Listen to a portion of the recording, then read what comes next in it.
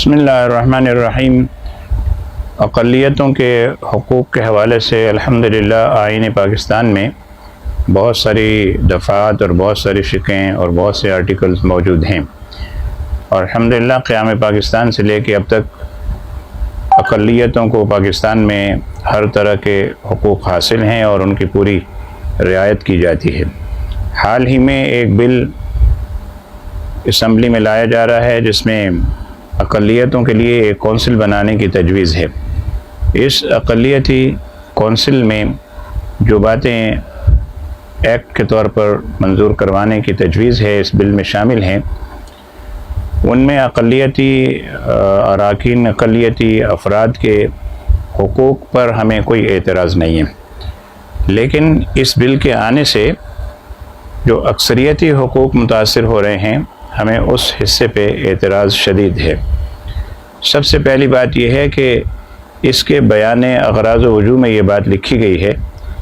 کہ چونکہ تمام شہری قانون کی نظر میں برابر ہیں اور پاکستان کے دستور 1973 کے مطابق مساوی قانونی تحفظ کا استحقاق رکھتے ہیں، ہمیں اس پر پہلا اعتراض یہ ہے کہ وہ تمام شہری قانون کی نظر میں برابر ہیں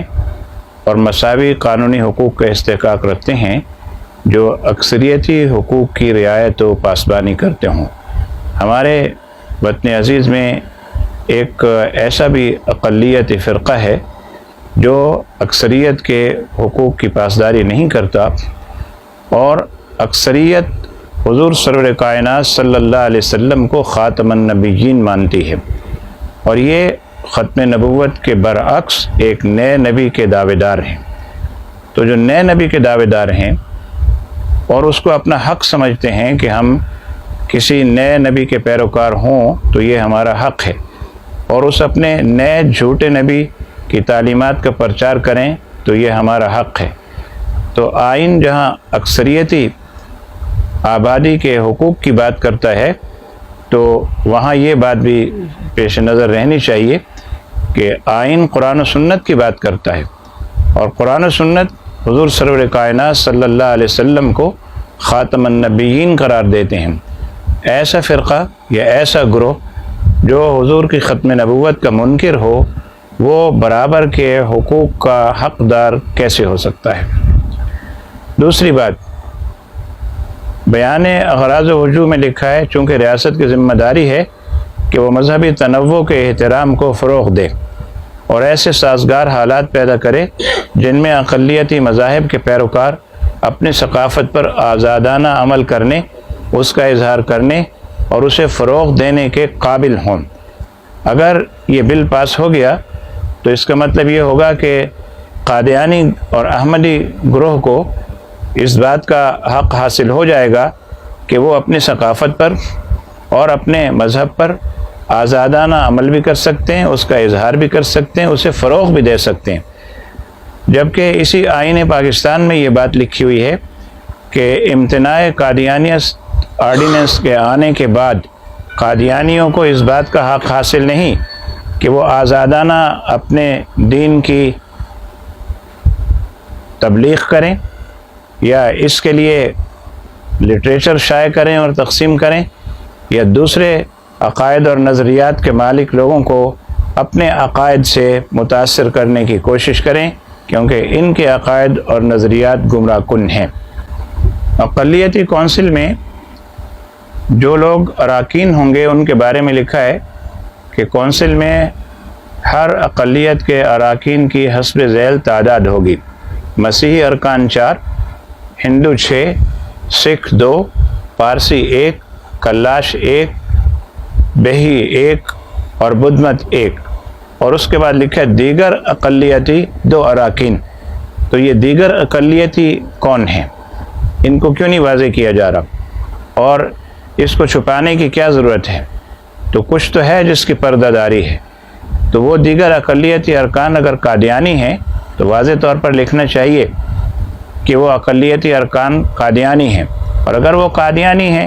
تو قادیانی اقلیتی ہونے کے باوجود آئین پاکستان کی روح سے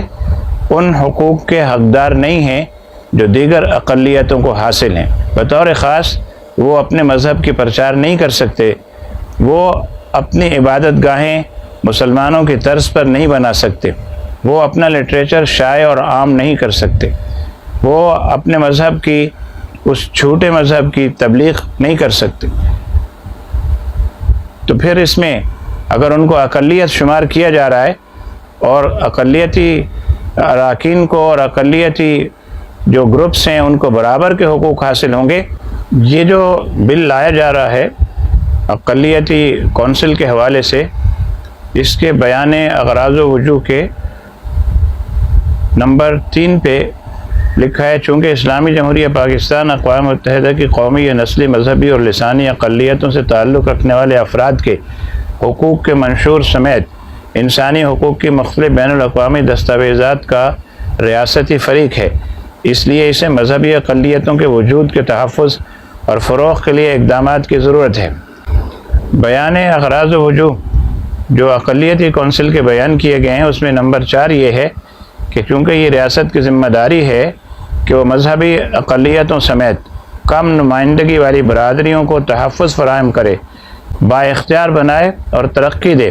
اور ضرورت پڑنے پر ترجیحی نمائندگی کی پالیسی سمیت مختلف ذرائع سے معاشی، سیاسی اور عوامی زندگی میں ان کی مؤثر انداز سے شرکت یقینی بنائے۔ تو اگر قادیانی اقلیتوں میں شامل ہیں اور ان کا تحفظ اقلیت کی حیثیت سے اپنی جگہ مسلم، لیکن ان کو با اختیار بنانا، یعنی وہ اور زیادہ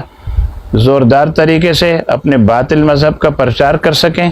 اور ان کو ترقی دینا تاکہ وہ پھل پھول سکیں پاکستان میں،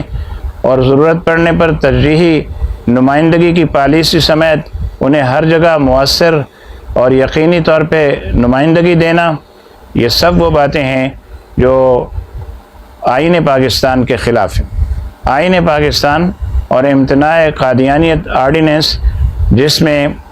قادیانیوں کے حوالے سے بڑی وضاحت کے ساتھ سب کچھ بیان ہوا ہے، اس بل کے پاس ہونے کے نتیجے میں وہ سب کچھ سمیش ہو جائے گا، ختم ہو جائے گا۔ اس لیے ہم یہ سمجھتے ہیں کہ اس بل کو بغیر ضروری ترامیم کے نہ لایا جائے، صرف اسے ان اقلیتوں کے حقوق تک محدود رکھا جائے جن میں قادیانی شامل نہیں ہیں، اور اگر قادیانیوں کو شامل کرنا ہے تو یہ چیزیں اس میں سے ختم کی جائیں جو ان کے باطل مذہب کے پرچار کے حوالے سے ایک شر پسندی کا ذریعہ بن سکتی ہیں۔